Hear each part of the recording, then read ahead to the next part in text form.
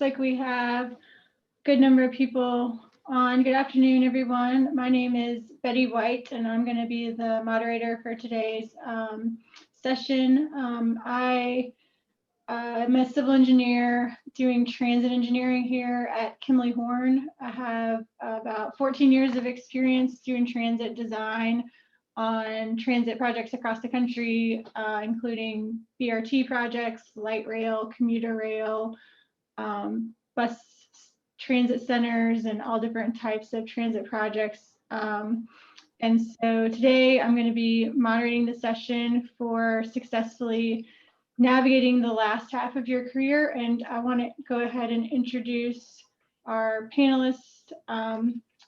The first panelist we have today is Steve Allen. Steve is the Director of Strategic Transportation Investment Division for Tennessee Department of Transportation. Steve has been with the department for over 45 years. He graduated from Tennessee State University with a Bachelor of Science degree in Civil Engineering, and is also a graduate of Nashville Tech with an Associate of Engineering in Architecture Engineering. And if he's not working, you can find him on the golf course. I'd also like to introduce Marcia Anderson Bomar. Marcia is the Assistant General Manager for MARTA for Capital Program Delivery, leading an almost $400 million a year state of good repair and expansion program. Marcia is an international past president of the Institute of Transportation Engineers and has been a member of Georgia Section since 1984. She's currently serving her 4th term as council member for the city of Duluth, Georgia, and has a BS in mathematics, a master's in transportation planning and engineering, and a master's of civil engineering. She is the mom of 3, stepmom of 3, has 5 in-law children, 3 step-grandkids, and 2 grandkids, Anderson Kelsey and Tristan Greenleaf Travis. And next we have Alicia Rudolph, who is the engineering manager for Neil Schaefer in the Birmingham, Alabama office. She's a member of the Alabama ITE with a Bachelor of Civil Engineering degree from Auburn University. Alicia has 30 years of experience in design and construction on a wide variety of projects from public to private sector clients. And lastly, we have Todd Long. Todd has joined Atlas Technical Consultants in 2018 and currently serves as the Georgia Division lead. He has 31 years of experience in government services with focus experience on planning, engineering, operations, and administration for large governmental organizations, including lots of projects with FTA and federal funding. He has also served as the Chief Operating Officer for Fulton County from 2015 to 2018. So welcome to all of our panelists. I think for the first, to kick things off, I think we're going to try to do some poll questions just to poll the audience and see different input from everyone that's on here. And the first question is, how many years have you been working since college graduation?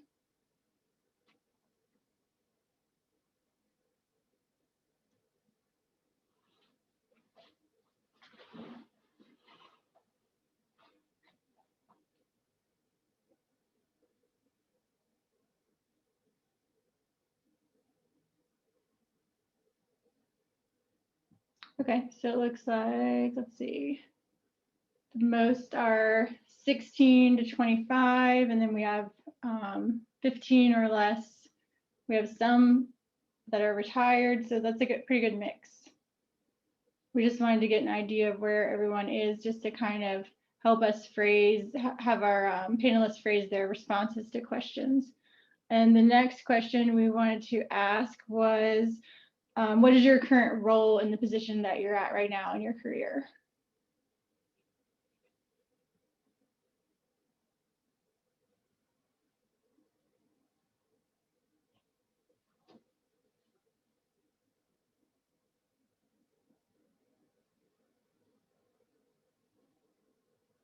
Okay, it looks like a lot of production and management,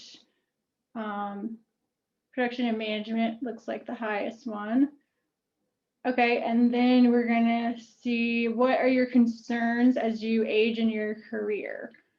Some options are staying relevant, keeping up with technology, transitioning into a management role, relating to younger employees, reporting to a younger manager, or finding new employment opportunities, or maybe something else.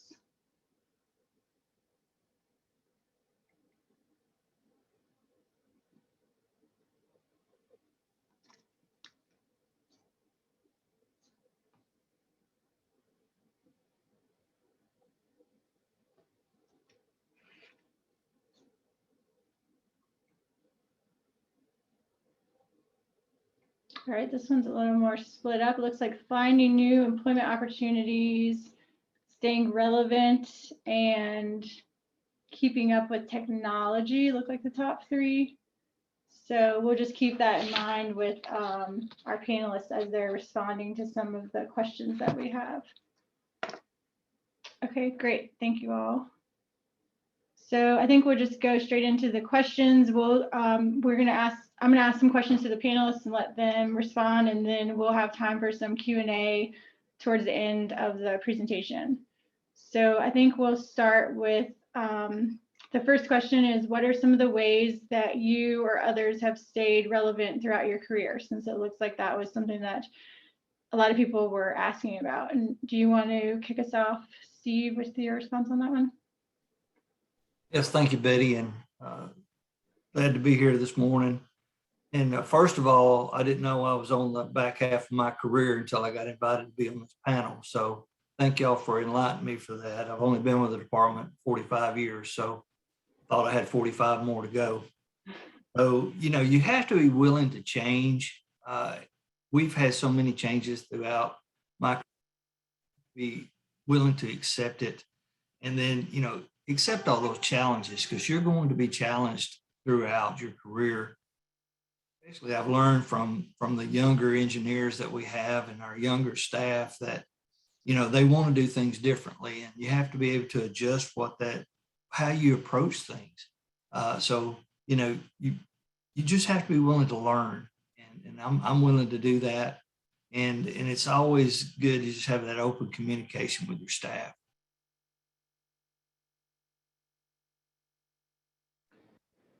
Okay, great. Alicia, you want to add anything to that? Sure. And one thing, I guess, as you're coming through your career, figure out what you're passionate about. If you're passionate about it, you're going to stay engaged with that. Keep learning.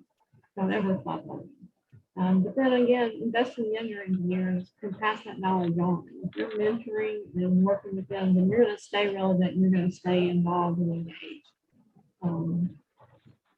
So I think investing, I guess, is another focus.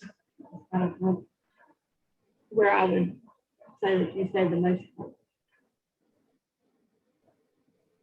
Okay, great. And Alicia, your audio is breaking up a little bit. Okay. I'm not sure if it's your speaker or something, but that sounds good. Okay, let's switch gears to talk a little bit about how do you keep up with changing technology? Marcia, you want to start off on this one if anyone wants to add on? Sure, happy to do that. So I guess I'm lucky. I became a mom when I was much older. So for a lot of years, I was surrounded by lots of young people who were very tech savvy. So that certainly helped. But in it, you know, the proactive things that I've done, you know, I'm actually in school right now. Just as an aside, check where you live. In the state of Georgia, when you are 62 years old or older, you go to school for free. So I'm actually back in school pursuing a degree because I love to learn. So last year I took a GIS class. For years I had staff working for me and I would tell them what I wanted and I knew they could do the magic to make it happen, but I decided it would be nice to know how to do it myself. So I think taking classes, a lot of conferences, there are components of it that are about technology, new technologies, whether it's technology that you're using to do your work, or technology that is being deployed to solve transportation problems. Those are great opportunities to learn. I would like to say I do a ton of reading. I do a ton of skimming, and then I do selective reading, because there's just so much content being produced every day that it's hard to do a deep dive on everything. So, aligned with what Alicia said, pick the things. At one point, I tried to be an expert in everything. I've narrowed my focus so I can do a deeper dive, in that subject matter. So those are some of the things that I've done to keep myself up to speed on technology. That's great. That's a really good idea, taking the class. Todd, do you have anything you want to add to that, or any? Yeah, sure. Well, first off, Marcia, I think I am tech savvy. I think I know what's going on, but I get reminded every time I go home how stupid I am from my kids who are all in their 20s now. But I feel like I'm up to date on a lot of things, but I'm really not. And so you've really got to focus in on, at work, if you have opportunities to see demos or sample products, if somebody's bringing you what they can do. If you go to conferences, as you get older, you have a tendency to sit on the couch outside the conference rooms and visit and talk to old friends. But you don't learn about technology when you're doing that. So you actually need to go to the sessions. That's one thing I like about Georgia Section ITE, the summer seminar. People actually go to the sessions, but a lot of conferences probably are attended by maybe a fourth of the people when they don't go to the sessions. So take advantage of those and actually do go to the sessions. It's almost like going to school, like Marcia. I don't go to class. I do adjunct at Georgia Tech and am around students some in the spring semester, and we talk about technology and the role of technology from a strategic standpoint. And so you've got to make a concerted effort, and you've got to skim a lot. She said, I think that was right. Skimming articles and making sure you're at least aware of what's going on. You'll have people under you that are smarter and younger that can figure it out, but you need to be aware of what's going on as far as technology goes. Alicia, if I could add one other thought. So one of the things I've always done, no matter what my role was in my organization, was to always have a project of my own. So even now, I'm managing a project, because when you're just managing people and managing contracts, you do tend to get out of touch. So by managing a project, it really forces me to stay engaged technically. So that is something that I have insisted upon my whole career. Yeah, that's a great point. That's a good idea. So let's see. So, okay, let's switch gears now back over to Steve and get your input on this. And then any of you, Marcia and others, can add on. But we wanted to see some thoughts about how some employers, such as state DOTs, allow retirement after 25 years of service. How can transportation professionals pursue work beyond the state retirement? Steve, you're on You're mute. muted. I can read my lips. Tennessee actually allows full retirement with 30 years service or reaching a certain age. And actually, I was one of those people that were counting the days and thought I would leave the minute I had 30 years in, because I was still just been 51 years old. But here I am 15 years later, still there. And I love it. And that's what I tell the new hires. If you love what you do, then, you're never really working. You're just enjoying what you do. And money should never be part of the equation when you're deciding what is your role. So, I've tried to establish myself as a leader in the industry. I tell people, try to differentiate yourself from others. Just don't follow the same modes of everybody else. And look at your network. You have to look at the network in both private and public sectors, because they'll actually play a role in your decision-making process. Once you have decided to retire, all the people that you've met will end up having a part of that role. I still haven't decided to do that. Since I still love my job, I'm going to stay there as long as they'll have me. And as long as you love your job, love my team, I think a lot of my team's probably here today, and I'll brag on them. So when you're working with good people, that's always a benefit. But, there will be a day, and whenever that comes, I may reach out to some of you people that have retired and say, what's it really like? Yeah. I'll add to that a little bit since I'm following that category. So, Sure. Steve, it's a little bit different in Georgia. So when at some point you get to the point where you're working practically for nothing. And much as I enjoy working in a job, I enjoyed working at GDOT, but you don't want to get to a position where you're working for nothing. If you can go ahead and retire and make a pension immediately, it's worth doing financially, especially if you have young kids going into college. And that was my situation. I had a bunch of expenses. And so I decided to explore out, and I went government sector first because that's what I was used to. I worked at Fulton County for 3 years. But finding work post government is not, is usually in this day and time, it's not a challenge at all. People begging for you because the people are looking for bodies and people who have some experience. But in general, I think the transition is hard for some and not as hard for others. We have a lot of former retirees working for us, and some of them go into that retirement mode immediately, and others want to work. They're young, just like you. You weren't ready to quit at 51. I certainly wasn't ready to quit when I retired from GDOT. And you got another 10, 15, 20 years in you. So you just basically you're phasing your career. You're saying, okay, this is the first part of my career. Now this is the second part. And that's how I see it. Okay, yeah, that makes sense. God, I'm still young. Well, but you're in the second phase though. I will tell you that, just so you know. We all,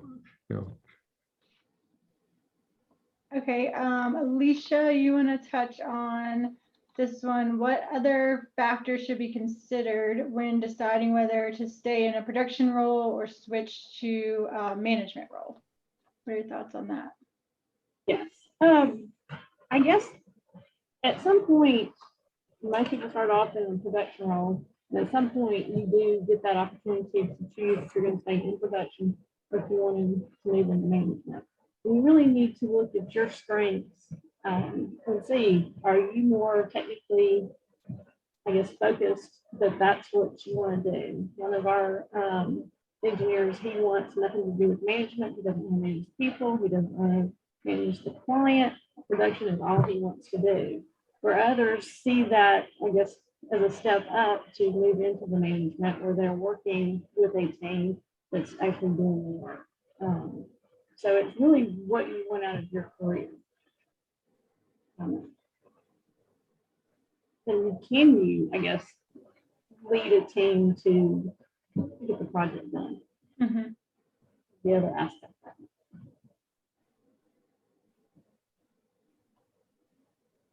Anyone want to add on to that one?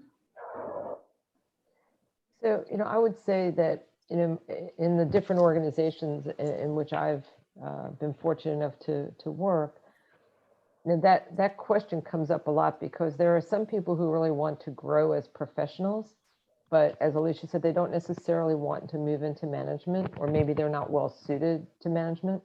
So there's also a need for organizations to figure out how to continue to grow their staff so they stay engaged, they stay excited about what they're doing, but provide opportunities if they choose not to go into the management side of the business. So we had, and I'll talk a little bit more about this later, but we had 2 tracks for people, 2 growth opportunities. One was on the technical side and one was on the path that did take you eventually into management.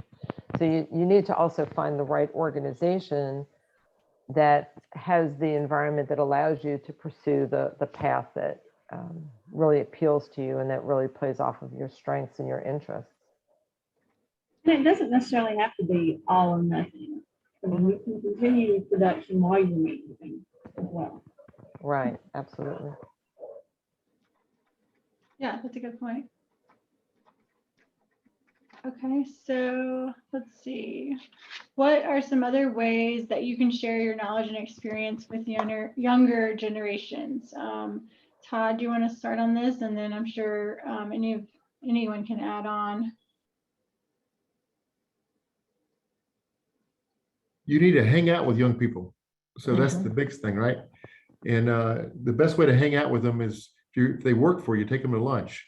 And whatever it may be, a group of them or one or two, and just make sure that you're doing lunch meetings, breakfast meetings. I mentioned to you, I teach the class of tech, so that's a smaller group, but I met with all those students one-on-one as well through the years, and getting to know them gives you a great chance to connect to the younger people. And now, if I think that organizations like ITE are the best because they, for the most part, in my mind now, the leadership of ITE is younger than me, right? We all went through that process. I was IT president in my 30s. And so staying involved in organizations like that, going to their events and going to their luncheons, which I can't do all the time, but you try to, making sure you don't sit with the guys that your whole life that are your age, sit at tables of some of the newer people. And I'm not always good at that, but I try to. You got to make a concerted effort to do that. And if you do that, you'll develop all kind of friendships, and actually from a business development standpoint, it helps you find young talent, and people give you input on who's who in the industry, and a lot of areas it really gives you a lot of benefits. So makes you feel younger too. Yeah, for sure. Yeah, one of the other things, I've done this many, many times, but now at MARTA, we're really fortunate to have a formal working relationship with Georgia Tech. And so every semester, at least 2 different professors, teaching different courses, ask us to take on a student group doing a capstone project. And so it's really quite exciting for us. We get to help define something that would be useful for us, but that would be appropriate and engaging for the students.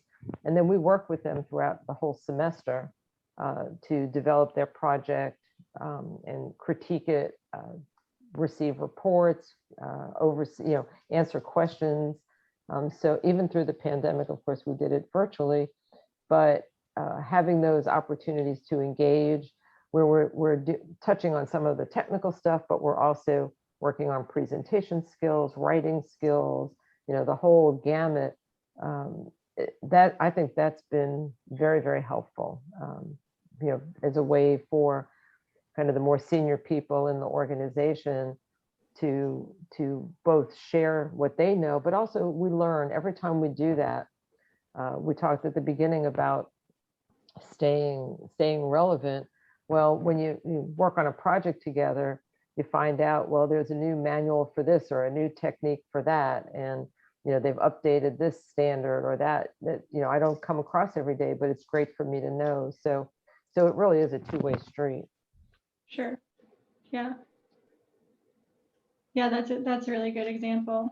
We did that when I was in college at Virginia Tech. We partnered with the town of Blacksburg and did a project with them, and that was really, really good learning experience, and to get to interact with people from the town and go through their review process and things like that as a student in college is actually a really good kind of peek into the professional world. So I think that's definitely a two-way street.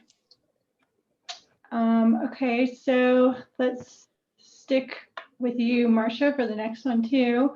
How have professional organizations such as ITE helped you to stay relevant? Well, we've certainly touched on a lot of the points, in some of the things we've discussed already. But, in addition to that, there are ways, particularly, when you're further along in your career, hopefully you're also a little further along financially, you can sponsor things. Maybe you're not working for an organization that does that, or your organization chooses not to sponsor a particular event. As a more senior individual, I have sponsored many, many things because I thought they were important activities that I wanted to make sure happened, but there was no other sponsor opportunity. So that's one of the ways that I think I can give to the organization, but then it keeps me connected to whatever that group is that is of particular interest to me, and allows me to stay connected. But I think also, when you participate in a professional organization, there are a lot of different paths that organization takes. So ITE has a wide variety of councils and committees. They have conferences, they have webinars, they have podcasts. So you have the opportunity to plug in a lot of different ways to the organization. Maybe it's some knowledge that you want to share. Maybe it's personal experiences that you think would be of value. And there are leadership events like this where you get the chance to share. But again, I think anytime, and people who know me know I've done a lot of mentoring, some formal and some informal. And I think I always learn as much, and maybe sometimes a lot more, than I teach in those moments. So I think staying very engaged, and some of it is technical, but a lot of it is beyond the technical at this stage in our careers. Mhm. Sure, that's great. I was just gonna say, your time, you have more time as you get older. When you're young, you're so focused on your career and developing skills and moving forward. And then as you progress your life, you may have a family, and that takes a lot of time. I've hit the stage now where both my kids are in college, so we're empty nesters, so I have a little more time now. So where I have had to take a step back over the last 15 years to focus on family, I can now begin to see that I need to become re-engaged in some of the societies I was so active in when I was young. Yeah, that's a good point. Thanks, Alicia. All right, let's switch gears back over to Steve and talk about how can professionals gain credibility and share their wisdom with coworkers and clients. You have some thoughts on that, Steve? Yeah, so I think you need to be willing to share all of your knowledge and your experience. I've worked for some people in my career that was afraid to show you what they know because they were afraid you'd take their job. And I challenged my staff, I want you to be trying to take my job. It's going to keep me sharper. If you think that you can take my job, then I want you to think that you can. And I'll work with them. I'll teach them everything that I know and try to do that. But also life skills. I probably share more personal experiences with my staff than most people would or probably should. But I think it also gives them, that ability to learn things other than just work, because it all goes hand in hand. I've gone to HR classes and development classes says keep work and social life and personal life separate, and don't discuss those kind of things with your staff. That's not your job. And I tell them if somebody comes into my office with a personal problem and I tell them, oh, that's not my business, leave my office, they're never going to associate with you again. So I don't listen to all the rules. And that's okay. I'm there long enough.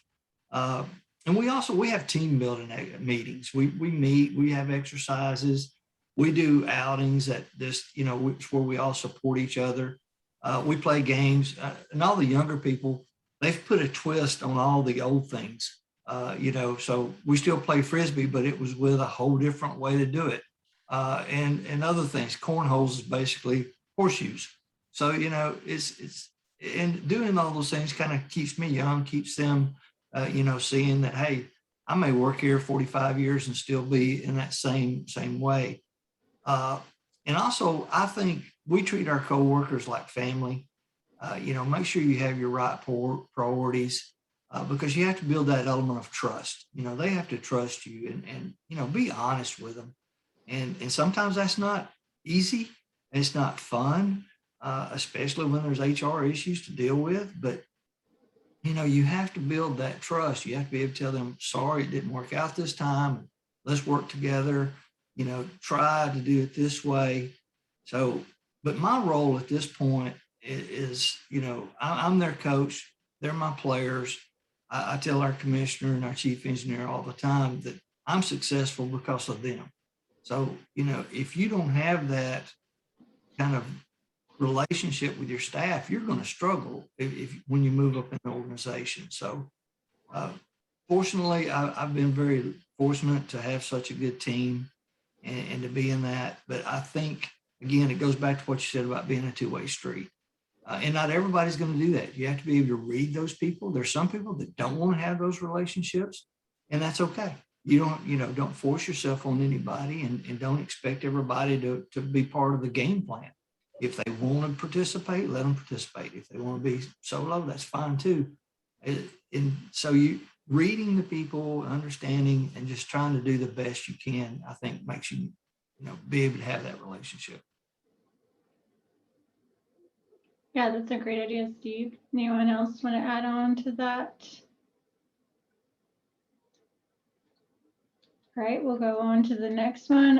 Okay, so this is specific to you, Marcia. We wanted to see if you could discuss some of the pros and cons of starting your own business.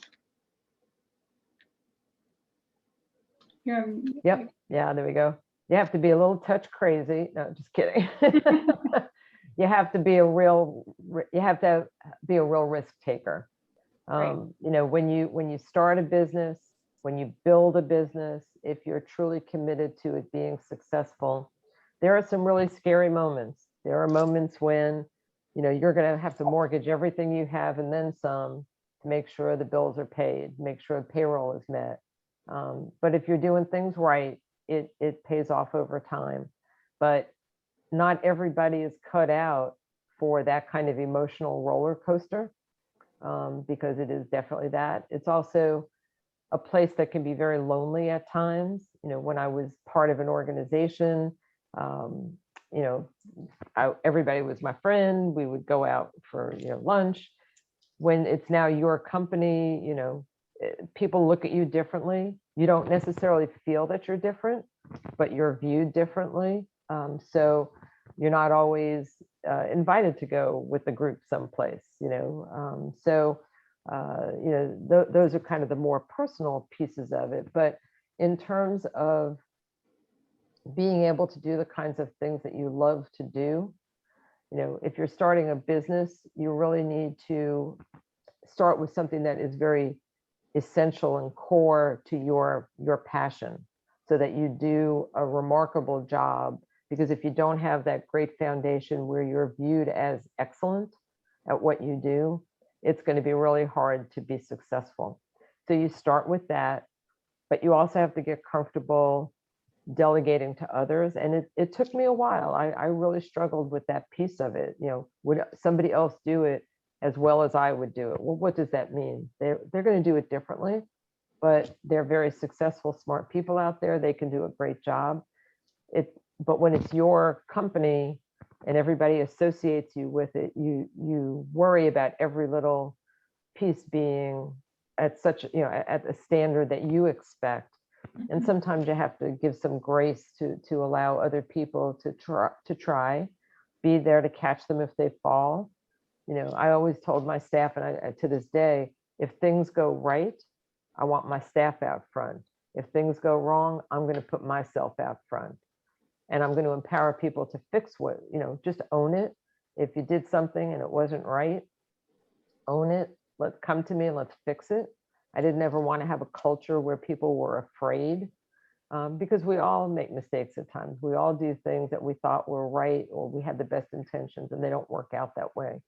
But if you own it and you fix it, that goes a very, very long way. So, in terms of starting a business, it is a high risk, high reward opportunity. I was very fortunate that, I had my company for a little bit, almost 21 years when I sold it. And so I had a lot of great experiences growing it, transforming it, because we started out, doing just traffic and transportation work. When we grew a little bit, I was asked to actually certify to become a DBE firm, which was a benefit for a while. It was a good tool in the tool belt, but I didn't want to only be known for that. I didn't want people to think, well, we're only giving them work because they're a DBE. No, I wanted us to be technically excellent. and to be known for that. And then when I knew I wanted to sell the firm, I knew that it would have more value if I was not a DBE anymore. So I worked very proactively for 3 years, and we graduated. We're one of the few companies that's ever graduated from the DBE program because of our success, because of our growth and our revenues, et cetera. But that was what I wanted to do, because I wanted to be attractive as a quality organization, not as something that perhaps was not as robust. So there's definitely a place for DBE firms, but I had a bigger vision for my company than that. So just a few thoughts. Yeah, that's great. Let's see. And I guess one question came up through the chat, Marcia. Someone asked, what made you decide to sell the firm? Great question. So I had always had a curiosity and a passion for working in the public sector, but as long as I had my firm, obviously that was not an opportunity available to me. That's actually one of the reasons why I ran for public office, was because I wanted to taste the public sector side. And ultimately I decided that I loved what we did. I loved what I got to do personally during those years, but I felt like with all the accumulated knowledge I had, I could probably affect more people in a positive way if I went to work for the right public organization and could have a bigger impact, both in terms of sowing into the next generation, but also based on choosing the right projects. When you're a consultant, you get to work on the projects when you win the job. When you're on the public sector side, you're more often deciding what projects should be done. And I wanted to be on that side of the fence for kind of the last portion of my career, to really be part of the decision-making process for what projects were really important, and then seeing that they got done. Great. Yeah, and then another question that came through the chat was for you, Todd. What made you decide to go from public sector to private sector? Well, it's almost like Marcia, it's the flip side. I always wonder what it'd be like on the private side. And honestly, you know, the way that the way it works is, you know, you get a retirement pension is nice, and go to a private side. And so financially, it was a good move. But I told you I made that intermediate move with Fulton County, and that was a great job. I learned a lot. And working in Fulton County for 3 years is like 21 years somewhere else, like dog years, and because you get exposed to so much. And but I was I was doing chief operating officer work, so I did everything from animal control to senior centers and libraries, and I missed transportation. I didn't realize how much I would miss it. So I dove right back in, and I wanted to do transportation full tilt again. And that's why I left Fulton County. And I love the work, love the people. It was a lot of fun, but I wanted to focus on transportation the remainder of my career. So, and I could do that in the private sector. The company I'm working for now does mostly work for Georgia DOT, local governments, county governments, helping them through the process. So it's almost similar work, to be honest with you. Yeah, that makes sense. Okay, so let's see. The next question we have here is for all of you, anyone that wants to kind of answer this one. So due to various life situations, professionals need to seek other employment later in their careers, like we've talked about. Can you offer any advice for competing with younger candidates for positions? Wow. What a great question. It's actually interesting because a job was posted recently in the Atlanta area, and not very long ago, I probably would have chased that opportunity. But I stepped back and I said, yeah, this is not my time. You know, I have to, it's time for me to make way for somebody else. You know, I plan to keep working for a while longer, but probably not long enough to be the right person for a position like that. So It's an interesting question because it ties in with how do you decide when it's time to step away completely and Mhm. just make the path available. But in terms of competing, I think you always have to go back to, how do you bring value to that position? Is it a position that needs your depth and breadth of knowledge? Are you adding value every day in doing it, or is it something that is really better suited for somebody else? And if it is a position where you can bring value, then you focus on that value proposition. Even though you may have far more experience than is being required, but you have some experience that is so perfectly matched, I would say you focus on that match as the core reason why you're a good fit for that position. Be willing to take less money. That'd be a big one. I mean, because some of the younger jobs, the billable rates need to be smaller. So don't come in saying, well, I've got 35 years experience, therefore I should get this amount of money for a job that's really geared for a person with 5 years experience. So go in and let them know early on that money is not your concern at all. That's a great point. And then also be flexible, I guess, in what you're looking for. Maybe you don't want a full-time position. Be willing to work on an as-needed basis rather than full-time. They can pull in your expertise when they need it. Mhm.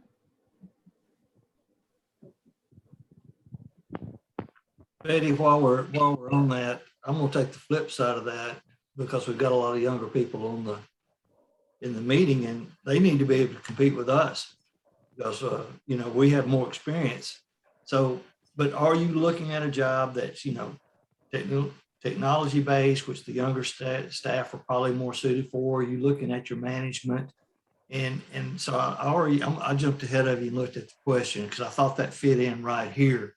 Mhm. When they ask about, your engineering degrees doesn't prepare you for your, management role. That's completely true. And basically your degrees are paying your dues, letting people know that you have the ability to learn. It's not going to, prepare you for the day-to-day work assignments other than the basics. So what I did to be successful and what I still do today is when I'm in any kind of forum with a chief engineer, commissioner, listen to what these people say constantly. How are they managing the meetings? What are they discussing? How are they actually interrelating? So constantly keep open. And if you're just sitting there and worried about the work, you're missing an opportunity to learn how to take over those roles. And so, and I take my staff with me when I go to meet with the chief engineer and the commissioner, so they learn that. So they're getting that experience. And so be willing to do that. Are you going to be nervous? Of course you're going to be nervous at first, but you're going to get better at that constantly. Learn how to get up and talk in front of the public. And all those things that you have to be able to do, you have to be willing to stretch your limits, get outside your comfort zone, and then you can expand that horizon. And then, don't be competing. The way I tell people, don't compete against anybody else. Promote yourself. Are you the best at that position? If you are, you should be able to go into that interview and express that. And then also learn as much about the company that you're basically interviewing them as much as they're interviewing you. I have people that come in and discuss and I've done nearly every interview. I've personally interviewed our staff because I feel responsible. That way I can say, well, I messed that one up, or I did a great job. And they don't know anything about the company. They don't even know what what your role is. Really, you did no homework before you walked in here? And I've had them say, I don't even know why I'm in here to interview. So, those are the kind of things that, they need to learn how to interview. And that's something I think colleges really leave out, is they don't prepare their students to go into an interview. And that's a class that needs to be taught. Yeah, for sure. Yeah, there's not much public speaking or interview skills in civil engineering classes. Yeah, that's okay. So those are good pieces of advice. And I guess that's a good transition into our last question before we go into the chat questions and Q&A. If each of you want to just give one piece of advice that you would give to professionals who feel, what piece of advice would you give to professionals who feel irrelevant in their careers? Anyone want to start? Wow.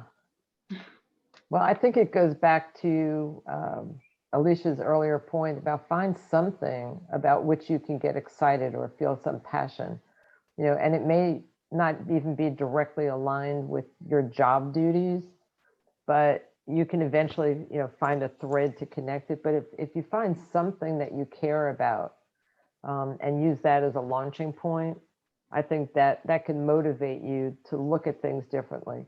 I always tell people to, once a week to read something that has nothing to do with your job, whether it's a magazine or a book or, a newspaper, whatever. Just read something that is totally unrelated, because it's going to make you think about the world as a bigger place than just the job you're doing every day. And maybe that would help you find that hook. Yeah. I'd just say be careful. If your sole goal in life is to be in a position where you're relevant, or you'll meet failure a lot of times. That's just a little bit of advice, because as you go along life, there are going to be jobs you want or you don't get, and you just, being relevant, you can be relevant in the job you're in now.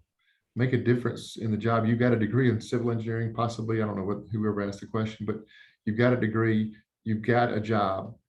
Try to make the best of what you have. I know sometimes you may be in a position where you don't feel like you have the support from managers, but speak out. Try to do the job you have the best you can. If you feel led, and obviously you have opportunities to go somewhere else, go ahead and seek that out. But seek it out because you're trying to do the best job you can. Does that make sense? You are relevant. I mean, everybody's relevant here. Think about the jobs we're doing. The jobs we do, this is what we do, transportation, is because we're trying to make a difference in people's lives. Is that true? Mm-hmm. Very true. I mean, you got a degree in infrastructure engineering, essentially, to make a difference in people's lives. So you have relevance. I'm going to say, take a step back and just kind of listen. Don't say, go in and say, this is how it's been done for 50 years and this is how we're going to do it. Take that step back and really try to listen to what's going on around you. Some of the older engineers that I have worked with, you see that they're so frustrated because people won't listen, but then they're also on the flip side of that, they're not willing to listen and change. So just take a step back and take a breath, and I guess see if there's a better fit for you going in a different direction.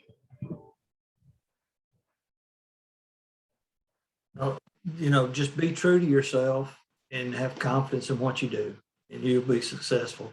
But make sure it is someplace that you love, the people that you work with, that you enjoy to be with, and your boss. I had a boss. I was a great surveyor. Didn't get along with my boss, and I thought, well, I need to find another path, and I did. And what I thought was a bad day turned out to be a great career move. So if you're not happy, go find something that makes you happy. Money's not going to make you happy. Mm-hmm. Yeah, that's great advice. Okay, let's see. And so now we're going to switch over to some Q&A. If anyone wants to submit questions in the chat, we can answer those. And there have been some coming up throughout while we're talking. So I'll just read off a couple of those. And then if anyone wants to submit other questions, we can answer some of those in the last few minutes here. One question was, and we kind of touched on this, but this is a little bit more detailed, about how did you communicate that you wanted a private sector job while still working in the public sector? Because transportation is a small world, and it can often be a political one. How can you go about, navigating that transition and letting people know that you're looking for a public sector position? Sounds like, Todd, you might have had some experience with that. Yeah, I guess we can't ask Steve that question since he's been public sector. Uh, But people will find you. But if you're interested, you know, there's 100 different ways to do it. I mean, some people hire recruiters. I mean, we see recruiters send us stuff all the time. This is the public sector person looking for this job. The best way to do it is through friendships and people who work, because you're going to be friends with people that work on the private side, and you just ask them their opinion what to do, and one thing will lead to another, and you'll end up talking to the right people eventually. Mhm.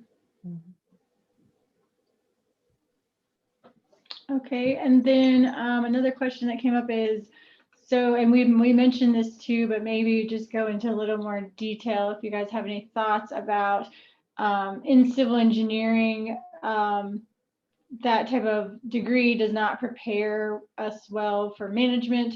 What can the industry do to better prepare engineers for a transition into a management path? And alternatively, what can the industry do to better provide an opportunity for growth if one wants to stay in production rather than switch over into management? And so it doesn't look, I imagine they're saying, so it doesn't look like you're kind of being held back just because you want to stay in production rather than switching into management. One of the things I've always said about professional organizations like ITE is that it is such a perfect environment to learn a lot of those skills, those management skills. If you sometimes you're really concerned about making a mistake on the job, but if you volunteer in an organization and you raise your hand and you chair a committee, you run an activity, there's really no failure, of the same kind that you might be worried about at work. But it is a great opportunity to learn some leadership skills, to learn the public speaking skills, to learn how to pull groups together and motivate them. There's so many of the skills that you need to be successful if you want to climb that management ladder that you can learn by just getting involved in some other organization. So I think that's a, for companies and public sector agencies, I think supporting your staff to be allowed to give them the time, and if there's a cost involved, to supporting, at least to some degree, the cost of being involved in an organization like an ITE. It would be nice if every organization could afford to do all of that stuff internally. Some do, but a lot don't. But take advantage of these organizations that do provide these opportunities for growth. So I'll stop there, but I think you just get so much value beyond the technical knowledge out of participating professionally. Sure.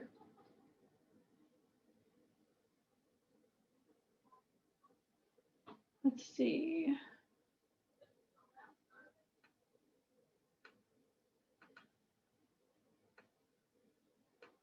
Okay, so yeah, there's some more questions about that same type of kind of push-pull about switching into management versus technical career. So the question is, you mentioned the manager track versus engineering or technical track. I've worked in a few places and this didn't really exist. I've only ever seen management track as a way to advance your career and earn more money.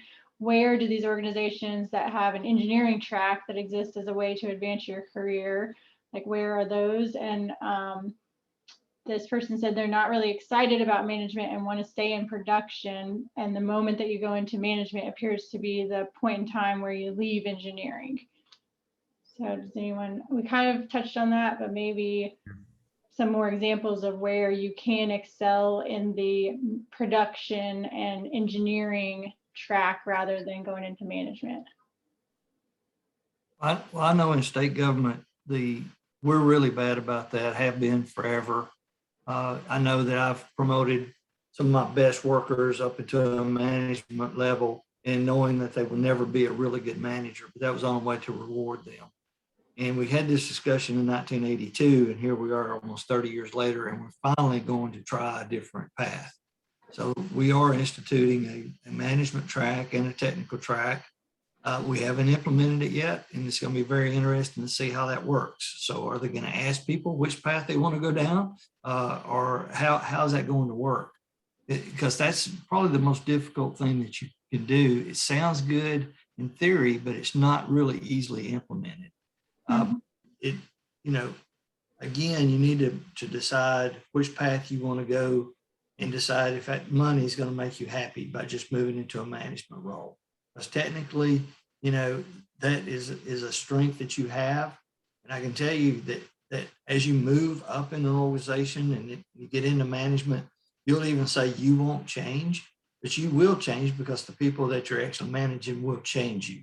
Because they look at you, they treat you differently, and it just comes with part of it. So I think that's the $1 million question, the best question out there is, and I can't wait to see how it works with us in state government.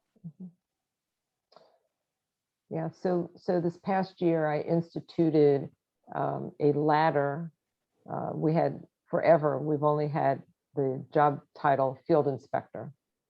But I had people who wanted growth, but they wanted to stay as field inspectors. So we created a ladder of field inspector 1, 2, 3, and there's increasing responsibility, you know, to move up that ladder, but you're not managing people. You know, you're managing information. You know, you're more responsible for the inspection activities, but you're staying in that track. So that was our first toe in that water. We're now looking at our project engineer and resident engineer jobs to see if we can create similar ladders.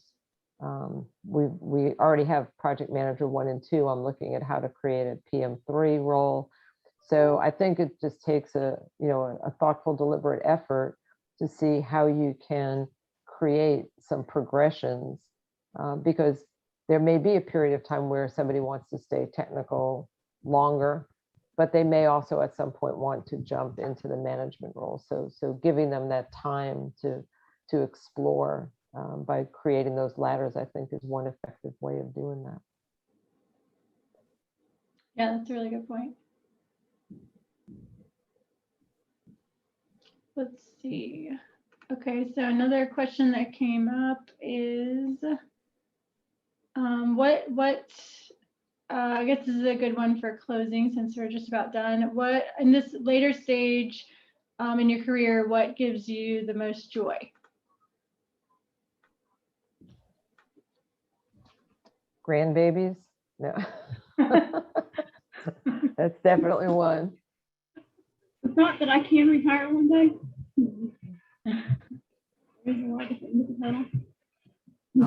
I can tell you my experience is it's not the paychecks. It's really when you have a citizen call you up and they're crying on the phone because you've done something that has helped them. That's rewarding. It's more rewarding than any money, anybody saying thank you. So to me, being able to see the fruits of our labor is the best part of being a civil engineer. I wouldn't change it for anything. I do ditto to Steve. I think same thing. We've helped somebody, and you can do that on the private side or public side, where somebody's needed assistance and you've been able to solve their problem for them. Yeah, sure. And helping your staff grow and feel valued. I think that's huge. A lot of times people do feel like they're just a warm body in a chair, and they're not. And when you can treat them in a way that they feel appreciated, and it can't be the everybody gets a trophy kind of thing, because then it's meaningless. But if it's sincere, if it's authentic, and I think when you see them thriving, that's, to me, that's just so exciting to see my staff thrive.